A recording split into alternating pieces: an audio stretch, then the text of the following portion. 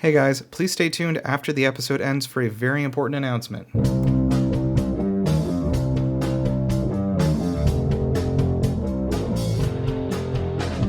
Tick, tick, tick, tick on the wall. Maybe you could have it all. Get down on your knees and pray. Maybe she will let you stay. Good enough if you play the game.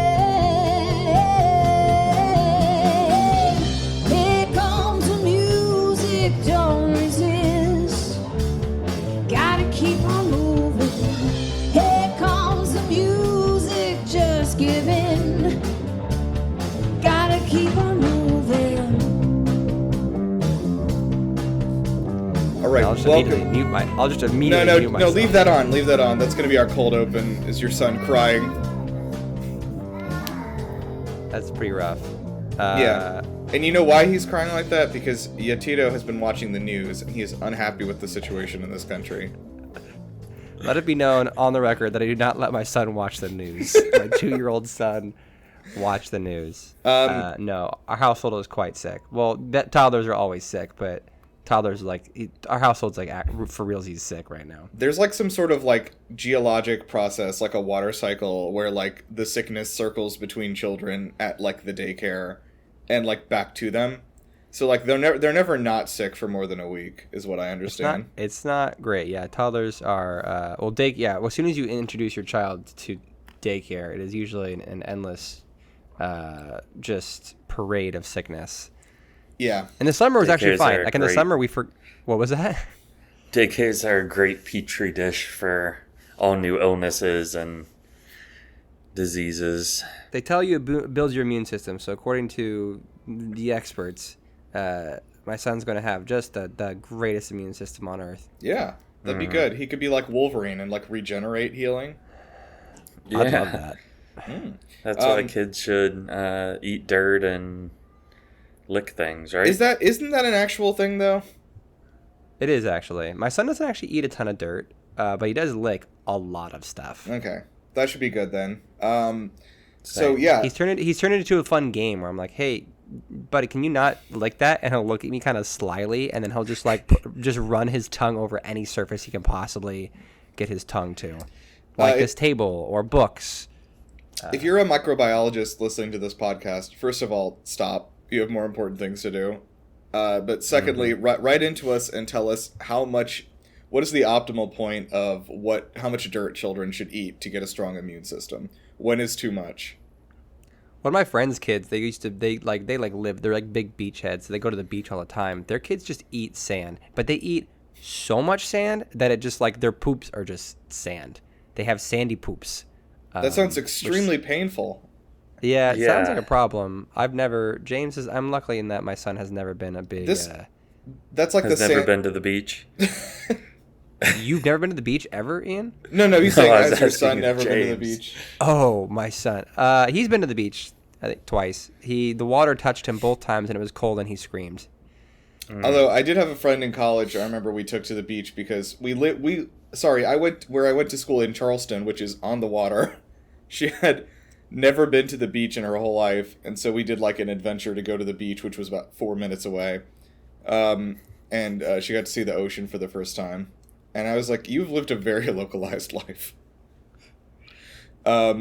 Anyway, this is not a podcast where we talk about going to the beach, although that sounds like that could be fun, like a summer sort of thing. I'm still waiting for the beach chapter.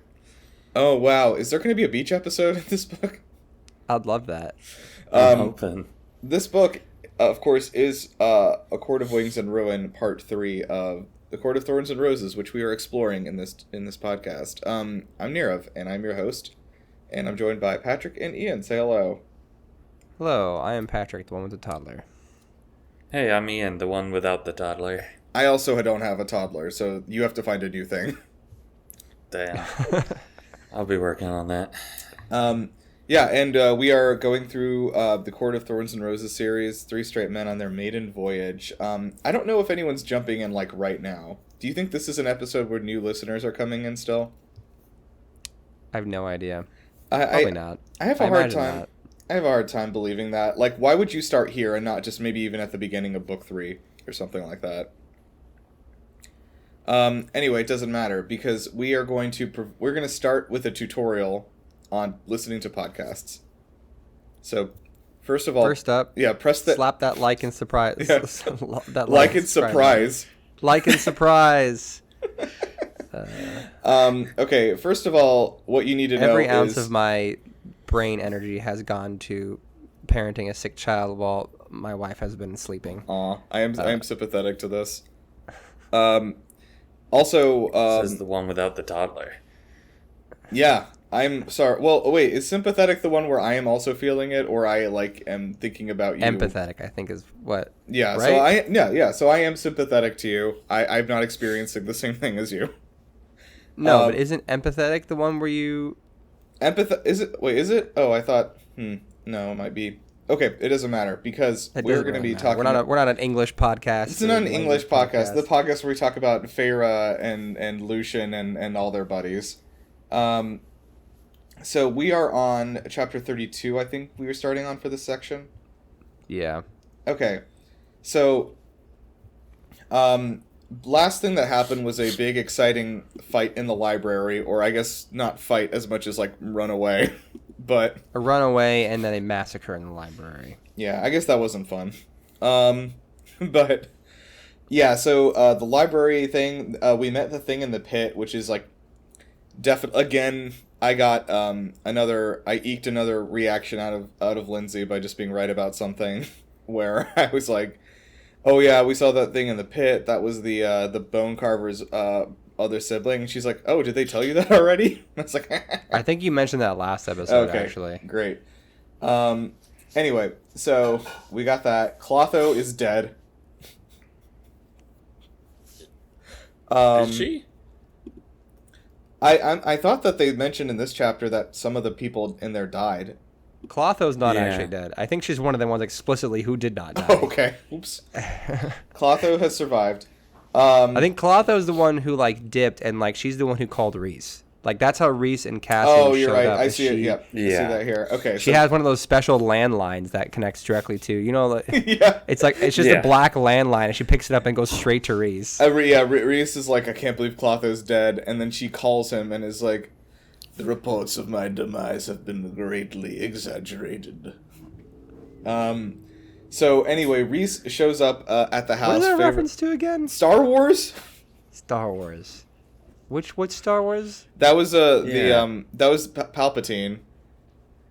Which one? When did he come? Which time is that one when he comes back? Is that is that episode Rise- 9? No, it's episode 3 when he comes back to the Senate, and they're like, "We thought like, oh, we heard Mace Windu like killed you," and he's Oh, that one. like, "Yeah," and then they do Once a he Senate, becomes all old. and then and ugly.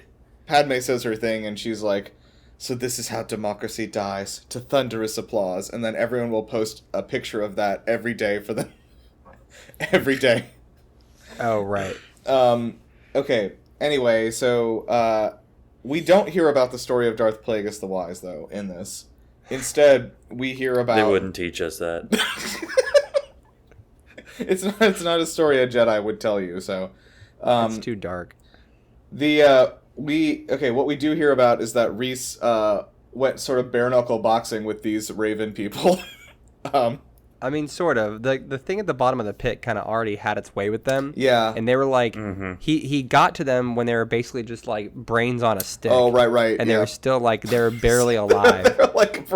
they're like they're gonna be like added in the visual effects later. So there's like a guy holding a stick with a brain on the end to like give you a visual They were like cue. they were just barely alive enough for Reese to go into their brains, take what he needed, and then just destroy them. Yeah, so he away. did kill them though actively afterwards, which Feyre talks about. Like that is probably not something he normally would do. He probably would normally just take them prisoner to interrogate them, but he is of course pretty furious because basically this is the sign that Hybern has been able to break through all of his defenses like right under his nose.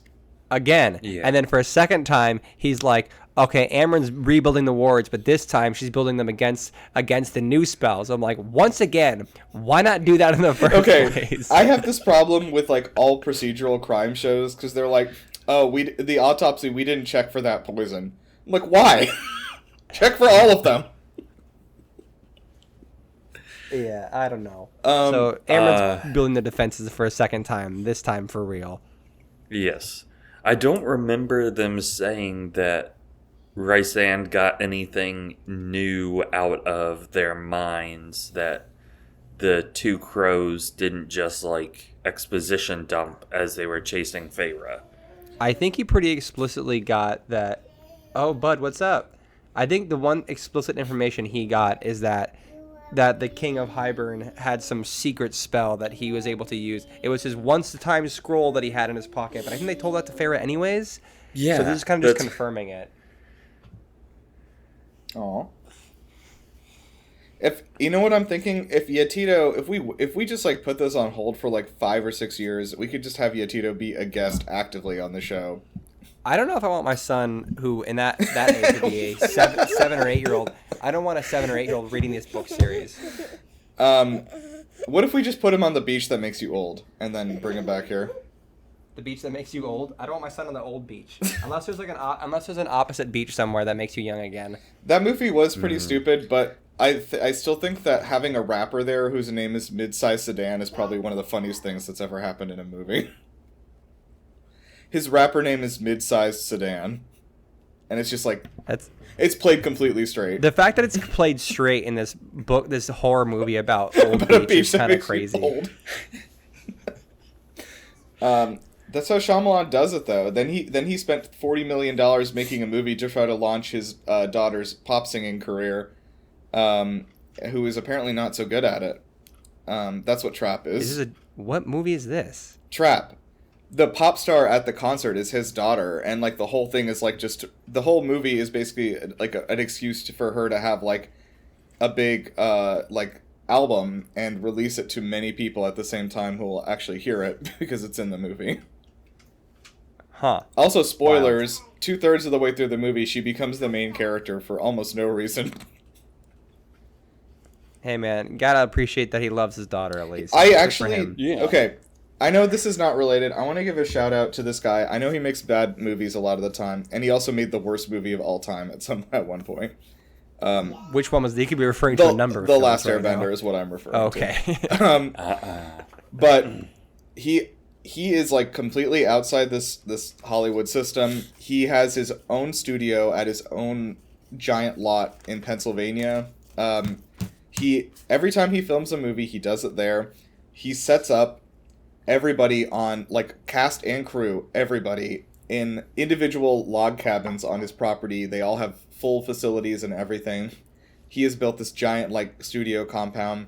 He does all of his own, like, editing work and everything like that. And he basically is, like, known for being, like, the absolute best director to work for, because he is, like, he's super against working overtime. He is always very kind to his crew. Everything, like, people fight tooth and nail to continue working for him on new projects, even though the movies themselves are usually not very good. Which, like, I guess that actually explains a lot, because I kind of keep wondering, like, how he keeps making movies. He has everyone so many... wants him to make... Everyone who has worked for him is so loyal to him because he has been such a good boss, essentially. And, like... How did he even have the money to make this insane-sounding establishment to begin with? So, is it just all the money he made off of Signs or whatever? So, yeah, I mean, he had a string of gigantic hits like Sixth Sense and Signs and Lady in the Water early on in his career. And Unbreakable? Unbreakable as well, yeah. He did the Kimmy Schmidt TV show? What? Yeah. Unbreakable Kimmy Schmidt? I didn't know that was M. Night Shyamalan. Okay, what was M. Night Shyamalan was Stuart Little, which a lot of people don't remember. This is a PSA that M. Night Shyamalan made Stuart Little. That movie was obviously a big hit. Mm-hmm. Still, the problem with having Alexa in the room right now is she's finding out that I actually told her to help watch the child, not so we can record a podcast about the Avatar series, but so we can record our hour and a half M. Night Shyamalan. Yeah. Okay. So we are moving on. Okay, right. So Reese not interrogated. He like sucked the brains out of these guys, and then basically they were left to die. So there are wards in the library. Amren's resetting them. Right. So Cassian found Nesta and protected her, obviously. So Elaine has the weird prophetic thing again where she's like, the queen might come. And they're like, what? She's like, the queen might come for the party. And I was like, all right, which queen? I actually do want to ask real quickly, how many queens are still alive? Are 5 of them alive? One died? I think 5 How of them are many alive. were The there only to queen begin that's with? I think there there were were 6 to begin with, and then Okay. only 5 of them showed up to Farrah's house the first time, and they were like, the 6th queen's sick or something, and they made an excuse for her, and we find out now this is the 6th queen they were referring to, and then they killed the Golden Queen at the end of the last book, Right. and then one of the other remaining queens has turned wicked old now from the cauldron. Right. Yeah. Okay. But she's and still she's- alive. Yeah, that one and is she's still the one alive. who wants Nesta's head on a stick. Like, Right. she's mad Yes. because they blame Nesta for stealing their immortality and their beauty and everything. All right. After maybe So there's 5. yeah, after There are 5 alive, but one of those 5 has already been like outcast to somewhere. This is the one that Elaine had the dream cursed about. and- So there are yeah. 4 that are with the Highburn crew, and of those 4, one of which has been cursed by the cauldron. I think also at this point we have a revelation in the book where we have known for about 15 chapters that Elaine is some sort of prophet or seer, and they're like, I think she might be a seer. Anyone who's read a book ever in their lives knew that Elaine was some sort of prophet or seer, but it's established. It's the whole, like, what's that called? The dramatic irony? What's it called? Where like the reader knows something that the people in I the think book that is don't. actually dramatic Yeah. irony, and I think nobody uses it properly. I think you might be right. Yeah. Sick. So The this one is thing an English the podcast? one thing I remembered from book class in high school. Sorry, you took book class? English. It's book class. Oh, sorry, I've got books 4th period with Miss Johnson. What? Okay. I mean, in fairness, that's all like high school English was. They just had you. No, They dude. just had you read books and then talk about them. Yeah, you were 100% right. Why couldn't they, like, pick books that were, like, fun? I would say half of them I enjoyed. I think half is Yeah. generous, but it's not like I didn't enjoy any of them. But, like, we had a lot of really, really, like, Wuthering Heights adjacent stuff, which was fun. I was also the Spark Notes kid. Like, when I was in high school, it was that nice period of time where, like, you could read Spark Notes and write essays based off Spark Notes, and the teachers didn't know about Spark Notes. Yeah, Like, that's true. Teachers are way too savvy on that stuff nowadays. You can't get away with any of that stuff. But I could read Spark Notes and write essays, and they had no idea. It's cute that you think any student in the last 3 years has written an essay and not had ChatGPT do it for them. But even now, I think there's, like, tools in place to prevent AI essay writing. Oh yeah, no, they do. I don't think that they work because the AI keeps evolving. Also, yeah, write your own essays. I have a friend who's a teacher in high school, and he says, like, he doesn't have homework anymore. There's no essay because, like, if they don't write something in front of him, he knows they didn't write it. Like, even the smartest, brightest, most honest students simply won't do it, which is That's really so cool. rough.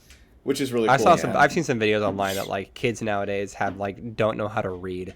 Yeah, they don't. It's They have. pretty bleak. Yeah, which explains, like, why those Netflix summaries are written the way they are.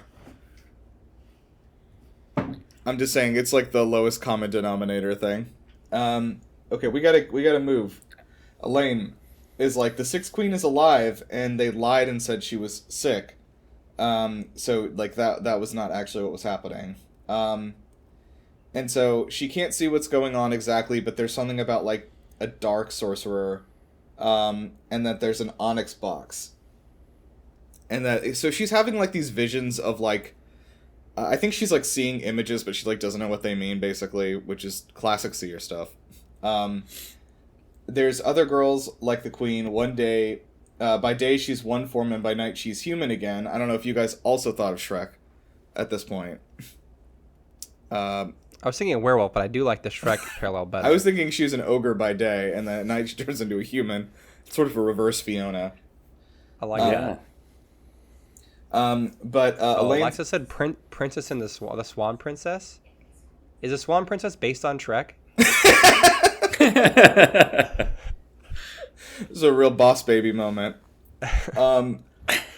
Okay, so Elaine's like, oh, the queen's near a lake, deep in the continent, and she's, like, hidden in the mountains. And he keeps all the girls at the lake.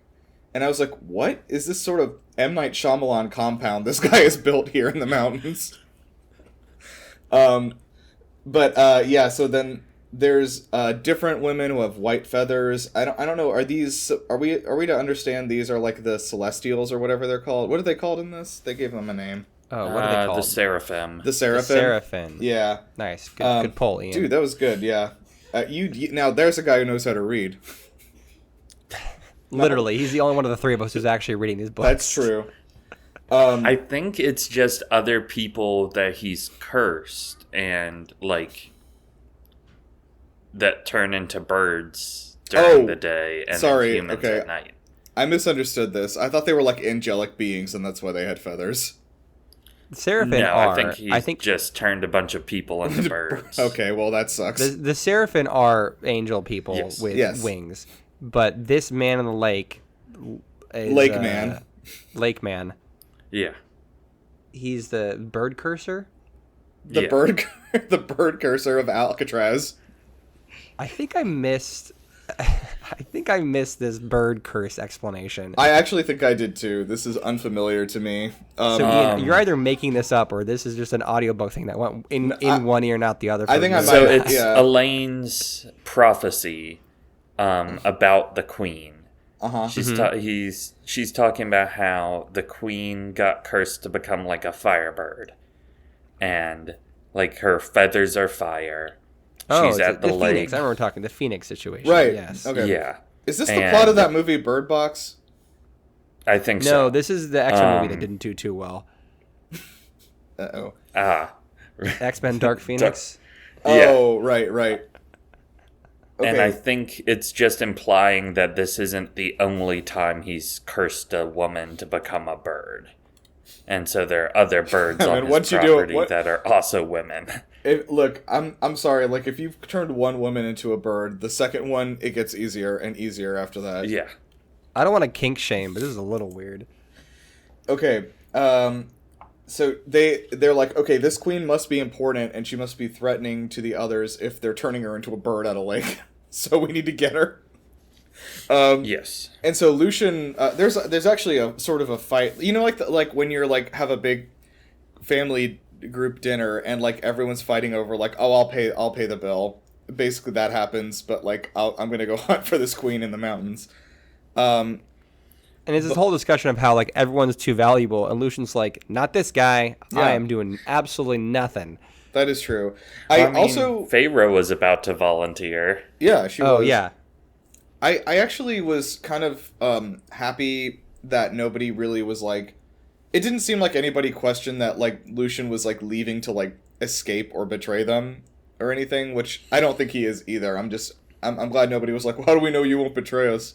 I'm like, what would he do? I mean, to be fair though, I don't think they've been keeping Lucian here as a prisoner. He could have left anytime he wanted. I think I agree. I don't think they have been. So, yeah, he's like, all right, I'm gonna be gone for a good few chapters, and then I'll be back. A lot of chapters. I'm getting the vibe of like freaking Gandalf showing up with the treants in the end of the Battle of Two Towers situation. Like Lucian's gonna be gone for the next. And he's gonna come back riding a phoenix. Yeah. Which is a woman. All right.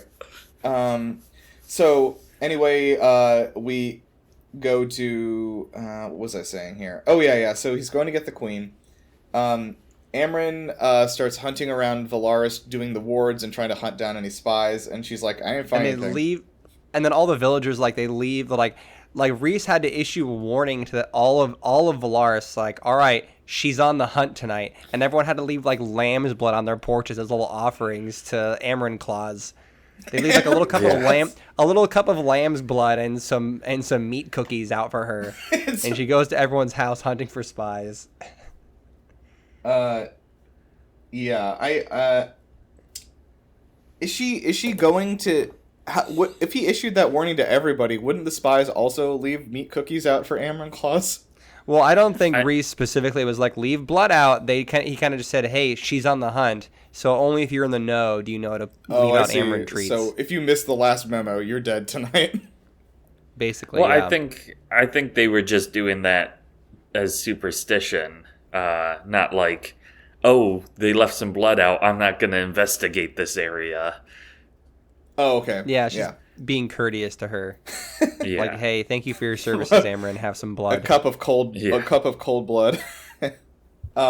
She prefers her blood warm and spiced. Did I think I talked about this on the show, right? About my Santa Claus threats this Christmas. This sounds like... Sorry, my threats as Santa Claus. Oh, to Lindsay's nephew? Yeah, to her nephews.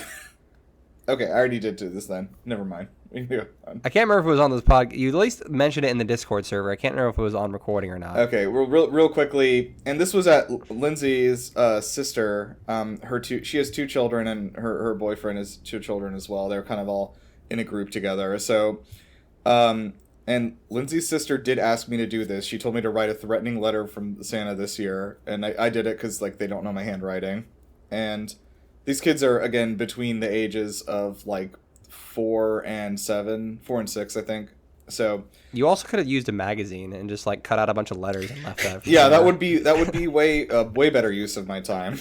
I did, and by the way, I didn't even get to eat the cookies and milk they left out. Anyway, that's shitty. That sucked. But anyway, no, I wrote a thing saying like hey, this is Santa Claus. Some of you have been pretty bad this year, frankly, and I don't want to leave Cole because you guys haven't, gone all the way bad yet, but you're really teetering on the edge there. And so I did bring presents, but I also want to warn you that, like, you're on my shit list for next year. And so I'm going to be watching you very closely. And if you guys don't be nicer to your mom, then it's over for you, just Christmas-wise. And Santa did actually use the word "you're on my shit list." Next year. That was weird. I didn't know why. Verbatim.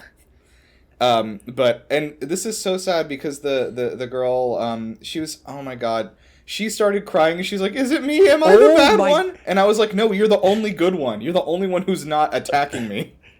That's so sad. I didn't know that part of the story. That's horrible. No, I was like, no. It wasn't you. It was everybody else. And then you said that to all the children. No, I didn't, but I think they tried to console her. She was so upset that she was like ruining Christmas for everybody, and I was like, this sucks so much, dude. Did the mom, was she like, this was a mistake? Yes. And then the 3 boys were like, it's not me. Anyway. That's so sad. Yeah. All right, I guess the downfalls of corporal punishment. This is just Christmas lessons for parents who are listening. Yeah, this is a cautionary tale. Don't have your sister's boyfriend. If you're gonna name names in the Santa Claus note, name names. Don't leave it vague. Be like, Benjamin, this is your fault.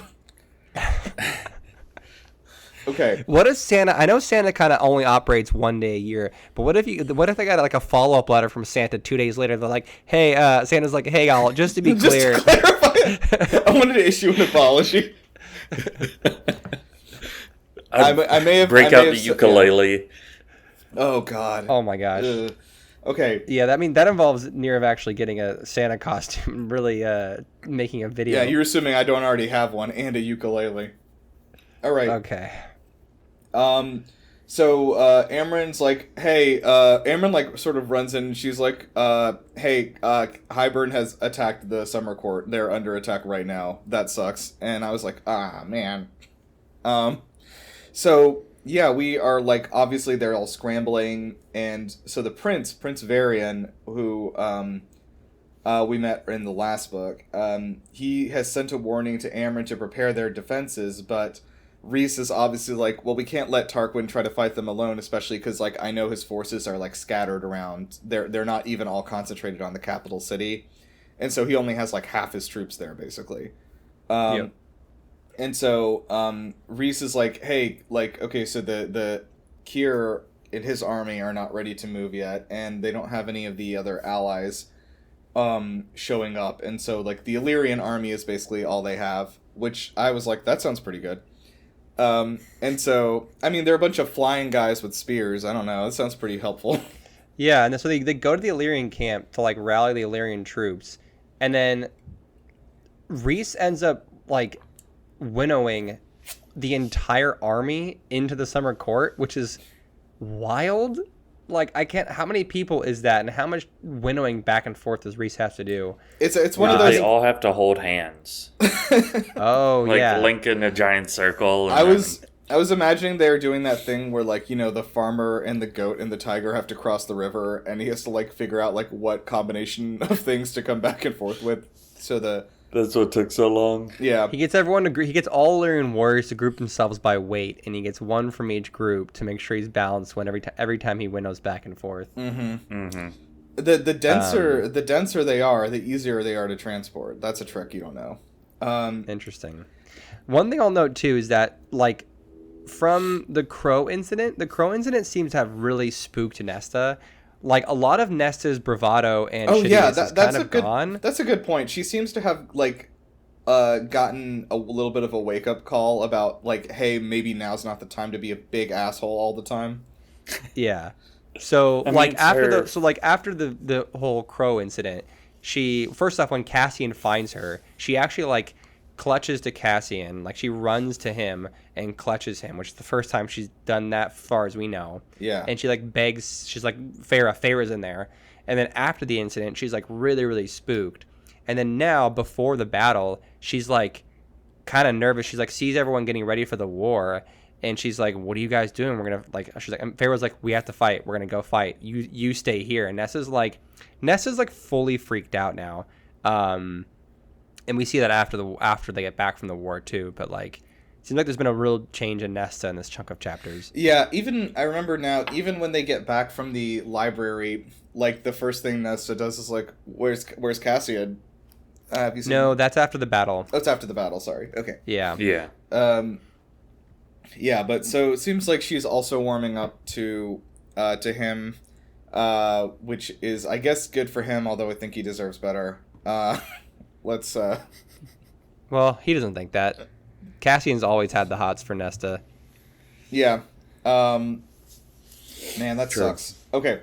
I have to imagine that, like, this is gonna be, like, I don't know, just is this gonna be one of those things that, like, is happens this book, because I know there are more books. They're gonna bone down. I think especially the way it's escalated in this chunk of chapters, where, like, because it's always been this whole, like, will they, won't they thing, where Cassian obviously wants Nesta, and Nesta seemingly wants nothing to do with him. And in this chunk of chapters, it really is like, okay, no, Nesta definitely seems to begrudgingly have feelings for Cassian. And honestly, it is making me question if there is a mating bond in place, because, like, this almost comes out of nowhere. Like, Nesta's worry for him, Nesta's clinging to him, Nesta's suddenly, like, really attached to Cassian all of a sudden, and it's kind of like, it makes me feel like, okay, there's something there that we don't necessarily know about. I think that's just trauma of being attacked by two murderers in a library. But I guess why Cassian all of a sudden? I don't know. Cassian seems to have, well, obviously he likes her, and he's just been around her a lot, and, like, has been paying her extra attention and everything. Like, true. I don't think it's a mating bond, and maybe it's just wishful thinking. Just, like, I think I'd prefer if everybody wasn't, like, cleanly paired off with mating bonds. Like, it just sounds kind of like... I think Nesta has also always been attracted to Cassian. Yeah, I think even in the last book we saw, like, hints of that. She's just, like, pretty... we'll just say rough around asshole. the edges. She hates that she wants him. Yeah. And that's why she's so mean to him. So, but also, one thing we didn't really talking about mating bonds, is that when Lucian leaves, I think he and Elaine have, like, a quiet moment together. Mm-hmm. But she's like, and Farah is like, she wants to kind of spy on what's happened, but they like give the two of them a moment alone. We don't really know what happens in that moment. And then when Lucian leaves, he kind of, like, Elaine comes to the top of the stairs to, like, look at him. Yeah. And he kind of gives her a head bob, and then she doesn't do anything. She doesn't really react. So then he, like, turns to leave, and then as he leaves, we notice that Elaine had, like, started walking down the stairs to, like, approach him, but but he's like, he doesn't turn back because he's cool, like, because he's not like Orpheus when he tried to leave Hades. That guy fucked up because he turned around. Mm-hmm. Yeah. No, that was cool. That was a cool guy thing to do. So congratulations, Lucian. But But anyways, the battle. They're all getting geared up to do the battle right Right. now. Reese winnows in all the Illyrian warriors. How many- Farah do and we- more getting... Do we get What's up? an idea of how many Illyrian warriors there are? I don't think I know. Like, is it 40 or 400? In total, or the ones they bring with them? The ones they bring with them, I mean. I think it's I don't know, like- hundreds. I think so. Hundreds? I thought that was the impression I got just from like the description of the battle, but like they really don't say. I was imagining like a clean 100 sort of thing, where like Alright. Illyrian warriors 100 like, are beefy pretty, boys. Yeah, like Illyrian warriors are pretty capable on their own. I wasn't imagining it was like all the Illyrian warriors. It was like I No, I kinda think it's imagine they one. went, like, I think it's like one war camp worth of. yeah, they went to like warriors, one right? war camp and said suit up. No, because I think they mentioned they had all the Illyrians together already. Oh, okay. Like they had them marshaled in one spot, except for the ones on the border. Oh, maybe Oh, that's okay. true. Maybe I missed I don't that. know. Yeah, I just wanted to kind of get a better sense of like what the numbers were, because I think they did mention that like Highburn had like thousands of soldiers or something like that, right? And like Yeah. the I summer don't court. think at this event though. Oh, right. I guess that's true. Did you say event? At the scuffle? Yeah, this battle. This battle. I like it. I like event. It kind of makes it sound more fun. Yeah, Yeah. at this party. Can we call it a scuffle? Yeah. As a harkening And back this- to the good old times? No, they were not good old times. Sorry. Please don't quote me on that. This is in reference to after the January 6th insurrection, the BBC over in the UK reported it as a scuffle at the Capitol. That's cute. That's fun naming. Well, this does come to you from the country that went through the Troubles. Instead of a civil war, they call it the Troubles. Amazing. Yeah. Okay, so yeah, so the fight begins with Highburn, and so they're also trying to evacuate kind of the lesser Fae that are not capable of defending themselves. They get to the castle. They're fighting. Which, to be clear, the Highburn- summer court had not really to be fair, they were caught off guard. Yeah, but yeah. Farah mentions that all the lesser Fae have kind of been just left to fend for themselves without any kind of defense. But yeah, Farah and Moore specifically head to the Summer Court Castle because it's deserted basically. There's Yeah. like a couple of guards in it, but for the most part, Reese gets word that like, oh yeah, they're sacking the castle right now and there's no one really defending it. Yeah. So Farah and Moore are like a two-woman army. Yeah, Farah does... Sorry, two female God army. damn it. Cleaving their way through the castle. They are an army of two as a reference to the Xbox 360 video game Army of Two. I'm pretty sure that's not the first time we've referenced that game on this podcast. I've never played it. I don't know anything about it except the name. I've never played it either. I only know about it from Dungeons and Daddies referencing it frequently. Okay, so also they do Farah does remember like, oh shit, Alice is supposed to be here. I hope she's evacuated. Uh-oh. We don't see her. Unfortunately, we don't. I see assume Alice. that she has Yeah. evacuated and is around. Well, she's somewhere in the summer court. Oh right, we don't even know in she's at the capital Capitol. Yeah, city. yeah, true. Yeah. Yeah. But yeah, so Farah goes full. Farah and Moore kind of both go like full beast mode. Farah's using all of her powers on display, drowning guys, burning them. Drowning them Inside while they're out. burning. She's like, would you rather die by drowning or burning? And then she does both at the same time. And then in one room, she just like walks into the room and she's like, "Hey, don't move to the the two Summer Court guards who are there." And then she just makes the whole room dark. And then Moore and her turn on their night vision and then just go through Yeah. the room slicing throats. Fucking like Rainbow Six turn on their night vision goggles. Yeah. Get This that. It's pretty cool. It's a very cool sequence. Of yeah, I two- liked of it. It these- was like a these two- systematic, like clear. Like Yeah, going through. Oh yeah, because then Yeah. before they go in the castle, Moore's like, "All right, don't go we stick together at all times. Don't turn any corners without looking first. Don't go into any corridors without like fully vetting it. Like we're sweeping this corridor by corridor. Let's go." And then they just go floor by floor and just clear the whole castle, just the two of them. So after they're kind of get through this, Feyre's like trying to get into Reese's mind and see what's going on his side of the field, and she kind of is able to deduce like there's something blocking his magic. There's some sort of like magic jammer thing. I think they sensed that when they got there, that in general there's like some magic like damper in the battlefield. Yeah. And eventually we get a cool scene which definitely had to happen, where Rhys and the King of Hybern sort of have a cool like monologue off, which I was like, oh, okay, good. I was like, that the king hasn't been like present enough yet. Like, we need him to do more evil monologues. Like, he needs to show up like every 3 hours like a Far Cry villain and then disappear again. And then this whole sequence is like a fucking Last Jedi reference. This is Luke Skywalker talking to Ben on the battlefield, and they're having this whole like 1v1, and then you find out at the end that Luke Skywalker's a Force ghost the entire time. Yeah, he wasn't there, dude. He fucking made him look like an idiot. So anyway, they do have kind of a back and forth that gives us a little more information about like the king is mad about obviously like what Feyre did to his like niece and nephew, and he's also like, look, man, I don't like, this isn't even enough of a threat for me to like actually be here, right? Like, you are so insignificant to me. For me it was Tuesday, etc. But also he does do some Thanos-esque lines again, I noticed. He's like, you could not live with your own failure. Where did that bring you? Back to me. A lot of that stuff. And then Rhys is like, I should have gone for the head. But basically they kind of like have this face-off here, and the king kind of drives through that like, look, even if you and your whole army come after me, like, you don't have any sort of chance against me.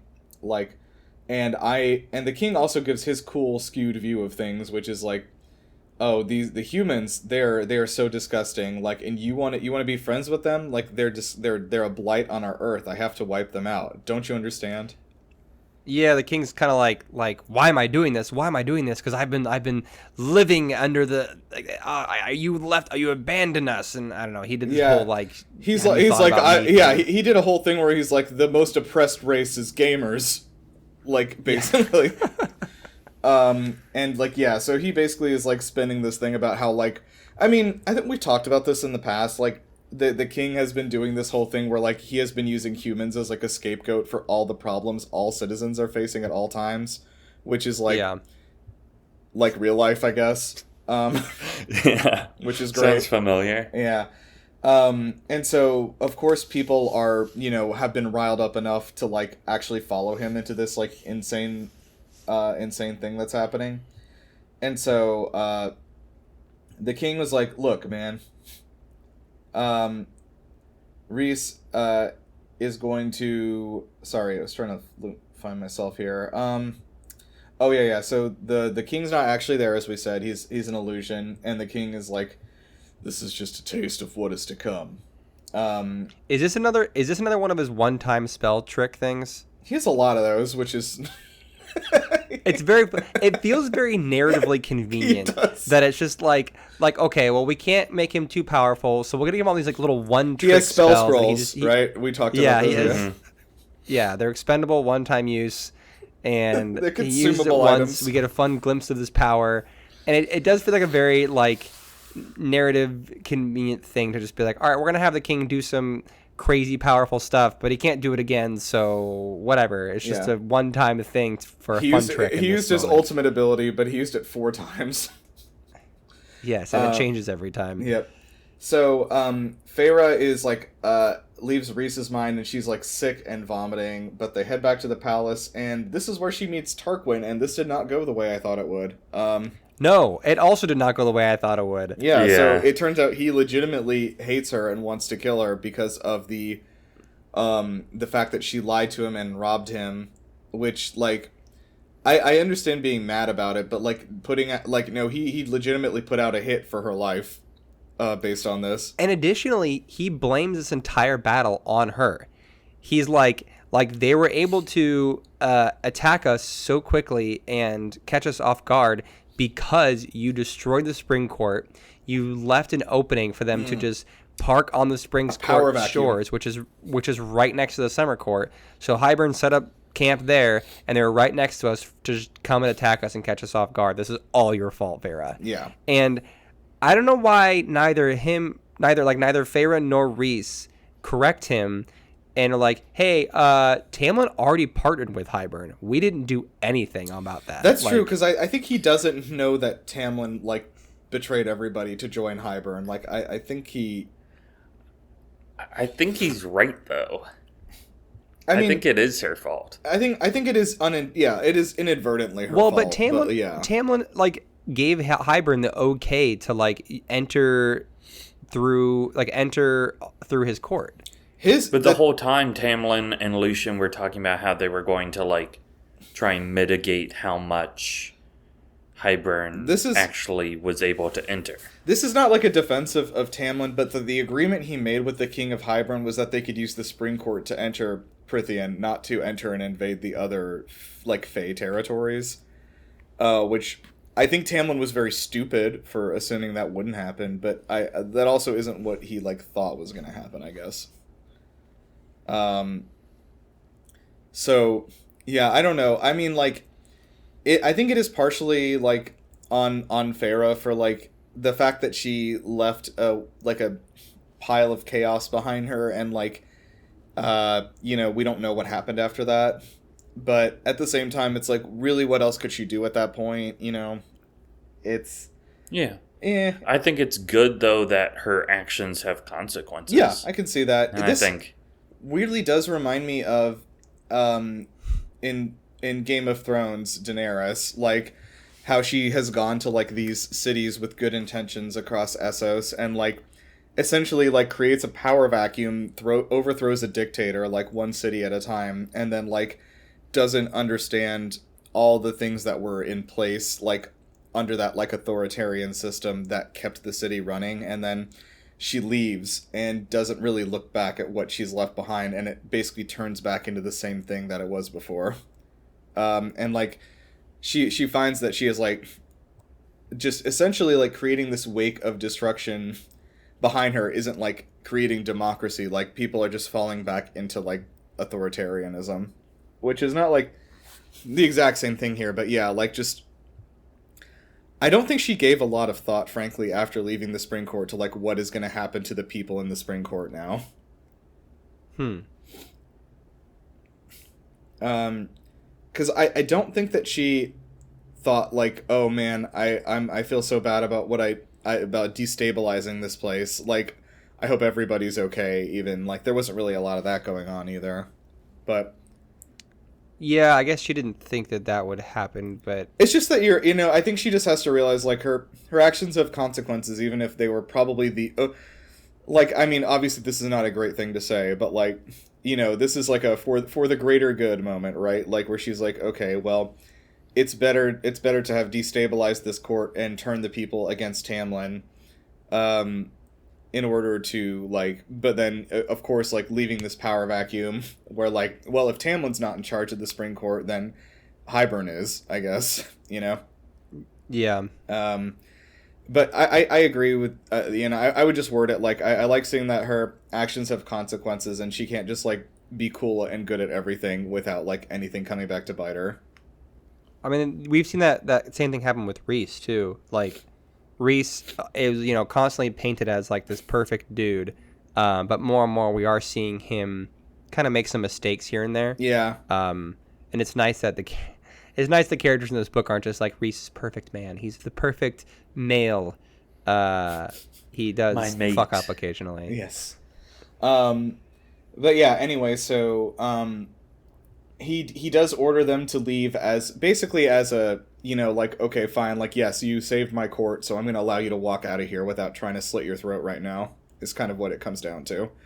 And then, like, Reese's parting words are like, hey, yeah, please come to the meeting. All right, see you there. I sent you a Teams invite. There should be, even if you don't want to come in person, there's a Zoom link in the actual email, so you can call in if you're not really feeling showing up in person. That'd be great. So... they get back, and Farah wakes up in a tent in their camp, and after having spent the rest of her energy helping the wounded and stuff. Yeah, she does do that. Yeah, I forgot about that. And then Rhys is like, okay, so the king knows about us, and he picked that library because it was like historically significant, and also because of what it means to me. And so he's doing this, like the invasion of that library with the Crow Raven people was like directly like because of me. Like he wants to get under my skin. And it's working. And so Feyre's like, okay, well, you need to stop pretending to be a villain and tell everyone about Retcon Batman.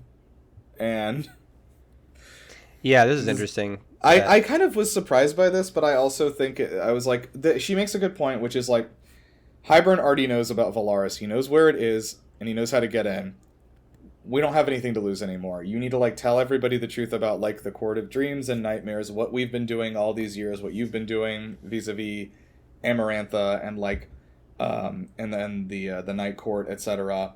And I was surprised at this too. Like Rhys is just like, yeah, I think you're right. Like I think he's so like put off by this series of events, and especially I think they do draw attention to this, like the fact that Tarquin reacted the way he did is because he believes that Rhys is this evil man, and that like he trusted Feyre, and then even though she was with him, like he gave her the benefit of the doubt in his mind, and she betrayed him anyway. And so like all he has seen is this guy who is historically known for being evil and a traitor and having no friends and can't be trusted doing exactly that. And so, you know, they do kind of come to the correct conclusion, like, if we keep this charade up, this charade even, then we're not going to be able to like convince anybody to work with us because they're all going to hate us. Which I think was like really solid reasoning, honestly. Like, and again, we have nothing to lose anymore. They know about Valaris, and so but I like that, like, they were like, yeah, we need to be all cards on the table, totally honest about everything. And Rhys is like, what about your powers? And Feyre's like, oh yeah, but not that. Honest about most things. Yeah, oh, yeah, I forgot about that. That was so funny. She's like, we have to be 100% honest. And he's like, oh, really? She's like, 90% honest. 90% honest. We'll tell them everything except that I have all their powers. Yeah, so we kind of close this out with a fun quick sex scene. Well, real quick, so they get back. I am curious if I liked Ian's prediction that the meeting's going to happen under the mountain, and it still makes the most sense. But during this whole conversation, I was kind of like, is the meeting going to be in Valaris? Or like, do they have to like move the meeting to Valaris? I know one of the kings specifically wanted, not one of the kings, one of the High Lords specifically wanted the meeting to be on neutral territory. Yeah, and Valaris is like the opposite of neutral territory. Right. But I was just imagining like this big grand reveal of Rhys being like, this is who I am, this is what the Night Court really is, and it's all the kings hanging out, and that big like castle. What's up? You can don't put that on your nose, please. Okay, well, he's snotty and he's taking my very, very nice like rag that I use to clean my glasses off, and he's like, cool, this is a rag for my nose, thanks, Dad.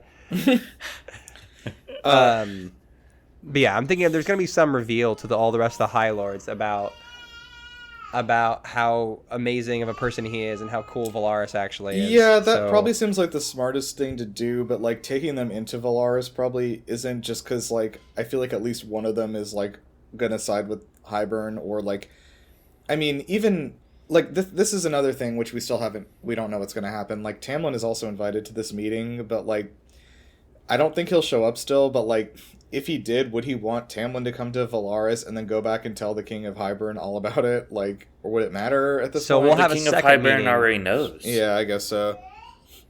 Yeah, I don't think Hybern already knows about its existence, where it is. They're just wards preventing them from getting in. So if Rhys just lets sometimes, unless the king has another spell scroll, unless the king has another one-time use spell up his sleeve. Mm-hmm. I don't think the meeting will be in Valaris, but I could see them going to Valaris as part of the meeting. So they'll go to a second location, is what you're saying. Oh, never Yeah, go with they'll go on a never field go with trip. the ferry to a second location. Huh. Yeah, I think this next. So, I mean, yeah, okay. so they'll get in the Also, importantly, Feyre says that we need to move the meeting up, and then Rhys is like, "Yeah, we'll do it 3 days from now."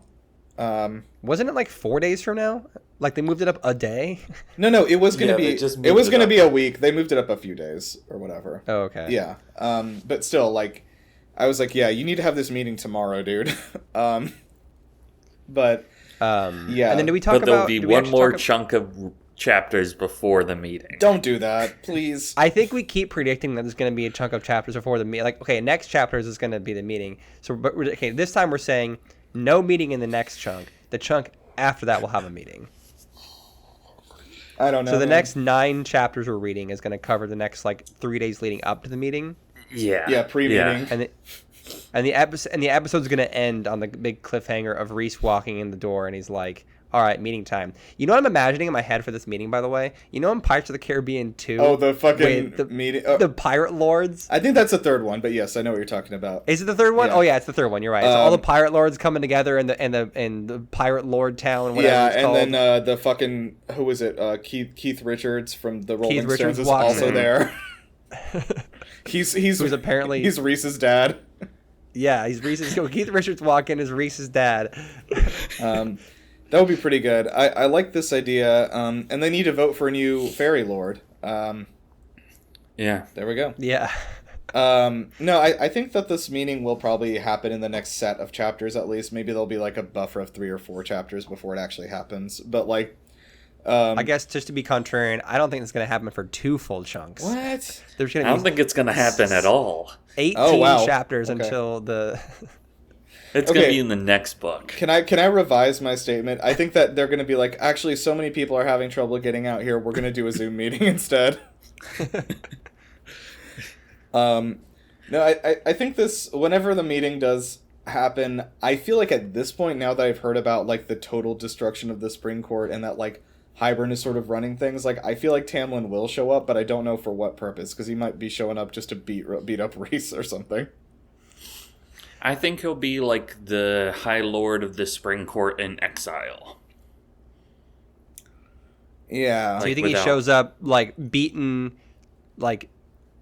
Also, apparently, didn't Tarkin say like he didn't he allude to the fact that Tamlin like wants to like kill Feyre and Rhys or something like that? Like maybe not kill, but like it seemed like Tamlin is kind of over his Feyre love, and he's like, yeah, no, I think he did. The way that he spoke made it sound like Tamlin does want to like hate like and want to kill Feyre as much as I think he's finally gotten wise to exactly what happened, and that the whole thing was like betrayal and everything, and so like, yeah, I do think that he hates both of them now.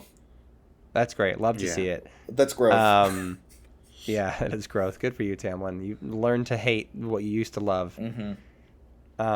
Did we talk about? Did we actually touch back on Cassian getting back and Yeah. Nesta being upset? Right, and she like does seem to be showing genuine worry for him, which is like a new emotion for her, I think. And then more randomly is like jealous about it. Yeah, I'm like, shut up! You've been here for 1,000 years. Yeah, like as soon as like Nesta suddenly like where's Cassian? Is he okay? And Moore's like, he's fine. Mind your business. And I'm like, Mind excuse your me? business. I don't want this weird love triangle that's suddenly. I'm not being interested, introduced. dude. I'm not interested in it. Although they already we had a love triangle before and we got rid of it, and now they need to introduce a new one. So there's 2 there's love triangles already- happening in parallel. There's the Azriel, Lucian, Elaine love triangle. Yeah, what is that? There's even? also the Azriel, Elaine, Moore love triangle. Oh, okay. So there's some overlap, and then there's the Moore, Nesta, Cassian love triangle. Yeah, Yes. we've got enough to make a certified Triforce. I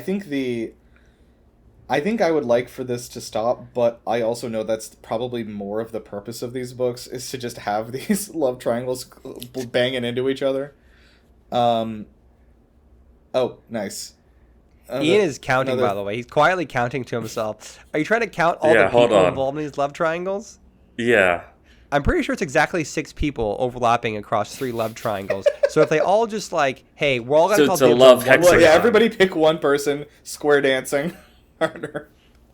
It is a love hexagon. So yeah, the love hexagon I guess we'll find some resolution to that at the end of this book, I hope, but we'll see. I think before then. Oh, actually, here's a question. Of the love hexagon, who partners up first? I think that Orgy. No, I don't want that. Okay. I don't know if this is that kind of book, Stephen Ian. King over here. No, I think I have a feeling that like the Nesta Cassian thing is gonna not that they're not gonna get together in some way, but that that romance will continue developing in like the next like 2 books or whatever. I have a feeling that No way. No, dude. This is supposed to be the end of like most of the stuff, isn't it? Well, no, because I don't know exactly what, but like I know that the next books follow these books, but they're just about a different thing. Like the whole conflict with the King of Hybern ends, but it's still about some characters we already know. Do we know? Does anyone here know for real who the next protagonist of the next book is? I do. I don't want to tell you though. It's good. Oh, I have no clue. I thought it was like completely different characters. No, it's not. It's characters you know already. my guess. I My guess assume is Nesta. Nesta and Cassian are going to keep getting closer, and then Cassian's going to die in the war. Ooh. No way. Yeah. Yeah, No, I don't think so. That would be crazy. Mm. Maybe. I don't think he I don't gets- know. I don't know if any. I don't think either of them get a happy ending. Look, I don't know. This is the thing. I don't know which of these characters could actually die at this point. You know what I mean? Like, it doesn't really seem like that. I don't know if this is kind of this is that kind of book. Yeah, like, I mean, okay, here's my and I don't think this would be satisfying either, but like maybe Tamlin dies in some act of redemption at some point. Like, I don't think I would care really, like, but I mean that. I feel like there's too much at stake for characters who aren't important to the audience to not die. Yeah, I mean, Game of Thrones is certainly I think kind some of minor. set that precedent. I think some minor characters will probably die. I'm just saying, like, of like the main cast. I don't really see this book being one of those things where they would die. Like Baron dies by the end of this book, right? Baron's out, and Eris is going to be the new head of the... whatever, easy. Yeah, but no one cares about that. Yeah. Right, no. But of the main cast of characters, I don't really know... Maybe like Amren? I don't think it's looking great for Maybe. Lucian or Cassian. They both Honestly. have like mate people, and this is a book about romance, so they can't just fucking die. Yeah, Well, 'cause- I guess they could if... So Moore's shown that she's not really interested in Azriel in any capacity. So it could be a situation where, like, Lucian dies in some act of heroism or something like that, and then Elaine ends up with Azriel. I guess that sounds sad. 'Cause and apparently, then like- Nesta ends up sad and alone. Oh, It's perfect. I don't think so. I don't think Nesta's going to end up sad and alone. yeah. We'll see. I think that I feel confident. Oh, Nesta and Amren. Ooh, hold on. They have been getting buddy. Oh yeah, we also skipped over to the fact where like after the library, they're like really like digging into Nesta. They're like, Nesta, you need to tell us what you took from the cauldron. And Nesta, kind of in a moment of like real honesty, was like, I don't know. Yeah. Amren's yeah, been yeah. trying to figure out. Did we talk about this already? No, we didn't. But yeah, No. you're right. But They did Amren's been talk like about it. trying to figure out what I took from the cauldron, and she doesn't know. I don't know, and we don't know how to figure it. Like, we've been trying to figure it out. So it's But interesting then that they like do make some progress later in this chunk. Doesn't Nesta say like, "Oh, Amren thinks we're getting closer"? maybe. And then also in that same chunk, they allude to the fact that Elaine, like, okay, Nesta took something from the cauldron, but the cauldron gave something to Elaine, which is interesting. That there's some like general like, I don't know. Yeah, I don't know. I'm trying to figure out like is this here's the thing that we're really got to figure out. Is this book going to end in a way that is like narratively satisfying, or in a way where all the romances pay off? I think this is. Oh, you mean it's one or the other? You mean we're not going to have a narrative end and all the romances paired off at the same way? You in the really think that's same- going to happen? I mean, there's definitely going to be some like hooks left open for the next book. Oh, yeah, for but I sure. do think this trilogy will end in a way that feels complete. Yeah.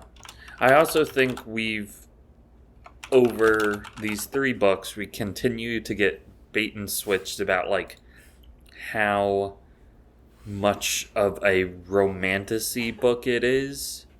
It feels like this is getting more just fantasy. Yeah, and I think that's how it's been described to people who actually are fans of the book. This is like primarily a fantasy book, but there's also romance happening in it. Oh yeah. I feel like the narrative is going to be more important than the romance when we come to the end and how I guess that's everything true. wraps up. Yeah, I also, I mean, frankly, I don't know. Like, I'm not like a big romance reader. Maybe people like noble sacrifices and like, I'm sacrificing my life for you because I love you and we don't get to be together. Maybe. I don't know, this book doesn't feel doesn't like feel kind like of that, like yeah. like tragedy sort of romance book where we're like heartbroken in the end. I for some really think romance at that least never was. I think if this, I feel like at least one of the main characters needs to die somehow. I agree. I think Yeah. someone will die, but I don't know if it's I going to be... feel like there's a lot of foreshadowing to Rysand dying. I can't do it, man. Ain't no way. There's absolutely... I bet my life that Oh my Reese God, don't do dying that. is I don't miss Like that kind we of book. start this whole book with Rysand looking through the battlefield, the graveyard that is the battlefield, for his dead friends. sorry, So Ian, I think if anything, that alludes more to one of his friends dying. Yeah, I was supposed to let you know that Lindsay hates your pronunciation of Reeson's name so much that every time you say it, she like bangs her hands on the steering wheel. Ian's pronunciation? Yeah, where he says Rysand. Well, I'm sorry, but I'm not. Yeah, not sorry. Sorry, not sorry. Well, but I will say, Ian, if you're shortening Rysand's name, what would you say? Would you call him Rice? That's why you'll notice I avoid shortening his name. Oh, okay. I see. You don't have an answer. Okay. So, but like sometimes Feyre calls him Reese in the book. In your head, what do you say? Is Feyre going, Rice, I love you, Rice? I don't have an answer for you. I see the word and I just keep moving. Okay. Rice and beans. Let's close out. So yeah, we'll be. I think we may have a just because of scheduling, we may have a blip in our schedule after this, but there'll be something in the feed. But we also don't necessarily have to fill the feed with some random stuff. It doesn't have to be random stuff. Just, like, I was gonna just drop a little backdoor pilot for my other show, Animal Genius World, which we have resumed. Which I was. I guess that's not random stuff. No, yeah. And by the way, when I said random stuff, I didn't mean like you're gonna just like find a song you like and put that on loop for an hour and a half in the feed. I don't know. There are podcasts that do that. But yeah. So literally almost 3 years ago, my friend Annie and I from college, we started a podcast called Animal Genius World, which was a great name that I still love.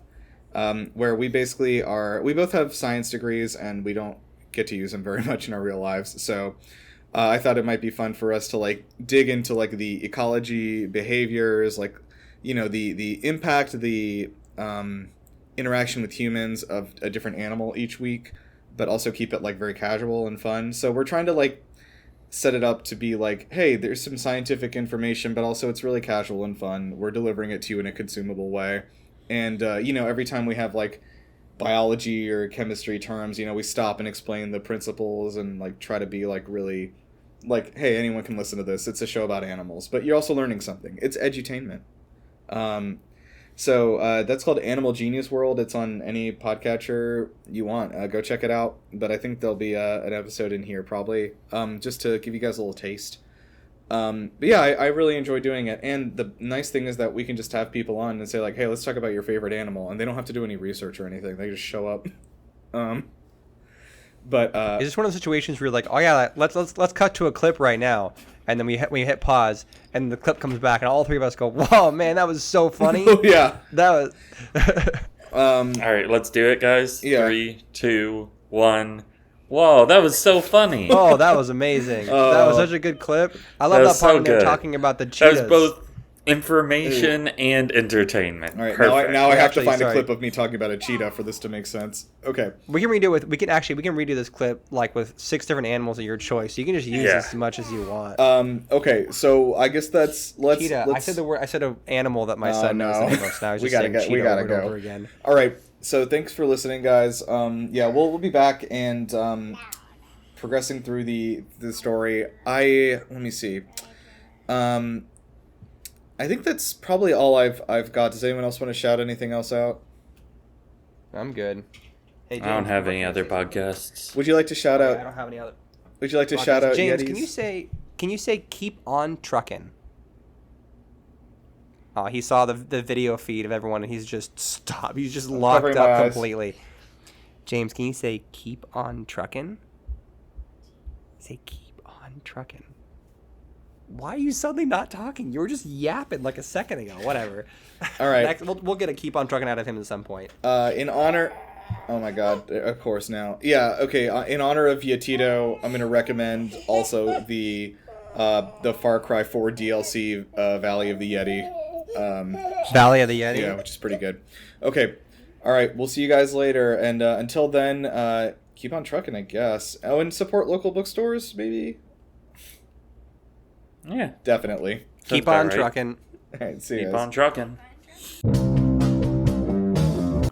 Hello, everybody. This is Nirav. I'm recording a little extra thing here because it is something that we talked about and discussed after we recorded the episode. But I just wanted to give you guys a warning because I guess this would be very sudden otherwise if this popped up in your feed. But we are unfortunately not going to be able to continue doing the show that we had the way we've been doing. A lot of things have popped up for both Patrick and myself, and frankly, Patrick does want to spend a lot more time with his son, and he only literally gets to see him on the weekends, and this is eating into that time a lot. On top of it, we both have a lot going on, and setting aside the scheduling hours for recording both on both the East and the West Coast at the same time has been a logistical nightmare, like from the start, frankly. So just giving you some reasons. It's not really anything nefarious or anything, but we are not going to be continuing doing this like chapter by chapter breakdown. However, we are not going to leave you guys high and dry. We're going to do a little finale. Not a little finale. It's going to be a big finale. I think we are planning to record it later in February right now, and so I would think either the last week of February or first week of March, we are going to have a big finale episode. So all three of us, me, Ian, and Patrick, are going to read through and finish the book, A Court of Wings and Ruin, obviously, and we are going to have Lindsay and Alexa on there. I don't know if we're going to be able to get Rachel on just because of scheduling. And we are going to have a big roundtable discussion about the entire book and how we feel about how this trilogy of books, or whatever you want to call it, this story about Feyre and Rhys and Tamlin and everybody has ended, and do sort of a larger look back at the third book. We're going to try to make this a pretty meaty episode for you, and just so we can make sure we get all of our thoughts in on everything that's happened from like a broader view. And so, yeah, we are going to, it is a little bit of a kind of rush finale, but there will be a finale nonetheless. So we will close this out with dignity. But I do want to also thank all of you so much for listening, especially the people who have been here since we were doing the first book, of which we have like a good few dozen have been here like since the start, and are still sticking around. So I really want to say that I appreciate you guys.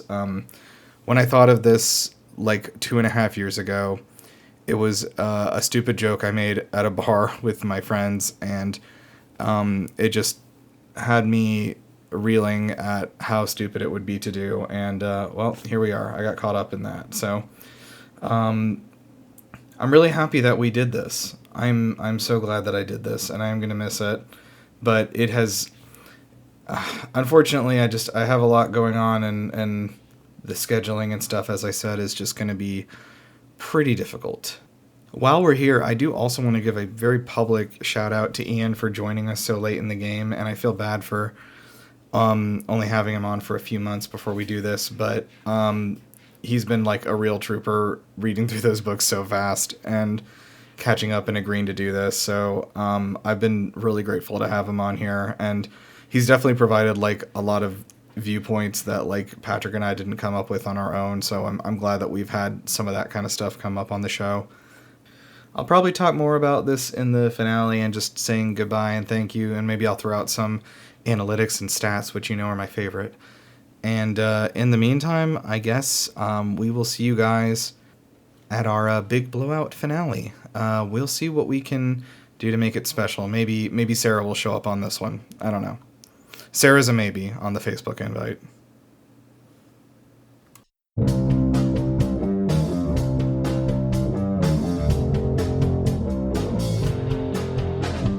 Tick, tick, tick, tick on the wall. Maybe you could have it all. Get down on your knees and pray. Maybe she will let you stay good enough if you play the game.